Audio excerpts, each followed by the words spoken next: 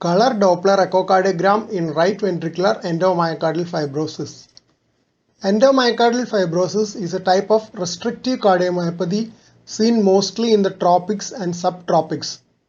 There is progressive fibrosis and obliteration of the right ventricle, predominantly in the inflow tract and the apex. Right ventricular outflow tract is relatively spared and is often dilated. This leads to the physical finding of RV outflow pulsations, a wavy pulsation in the third left intercostal space close to the sternum. The restriction of inflow into the right ventricle elevates the venous pressure greatly. The right atrium is grossly dilated.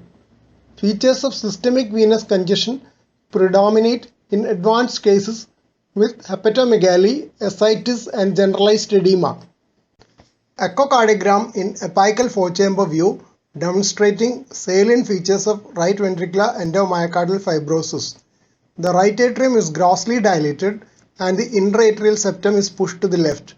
The left ventricle and left atrium are normal, though the left atrium appears compressed by the huge right atrium. Right ventricular cavity is small, seen just distal to the tricuspid valve beyond the right atrium. Dense fibrosis with calcification of right ventricular cavity and apex is the hallmark of endomyocardial fibrosis. A corresponding dimple will be seen near the apex on the surface. Clinically, the grossly enlarged right atrium can be percussed out to the right of the sternal border. Still frame of apical four-chamber view in RV-EMF showing the obliteration of RV apex and grossly dilated right atrium. Another still frame in RV-EMF showing the tricuspid regurgitation jet by color Doppler imaging. Color Doppler evaluation demonstrates significant tricuspid regurgitation. Doppler interrogation will reveal that it is a low velocity TR, unlike in pulmonary hypertension where the TR velocity is high.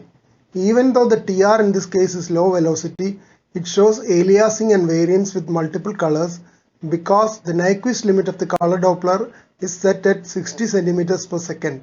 See the color bar, which corresponds to a gradient of only 1.44 mm Hg. That means aliasing will occur if the gradient is just above 1.44 mm of mercury. The grossly dilated right atrium causes stasis of blood in the right atrium. This often causes thrombus formation in the right atrium as shown here from another case. The thrombus can be either mobile or adherent to the atrial wall. A mobile thrombus can embolize producing pulmonary embolism and as its sequelae sometimes presenting as pulmonary hypertension. Right ventricular apical fibrosis is evident. X-ray chest in advanced case of right ventricular endomyocardial fibrosis often shows gross enlargement of the cardiac silhouette, predominantly contributed by the right atrial enlargement. This is chest X-ray from another case with pericardial effusion contributing to the enlargement of cardiac silhouette. Varying degrees of pericardial effusion is common association of severe right ventricular EMF with systemic venous congestion and anasarca. Thank you for watching this video. Please subscribe, like, share and post your valuable comment below this video.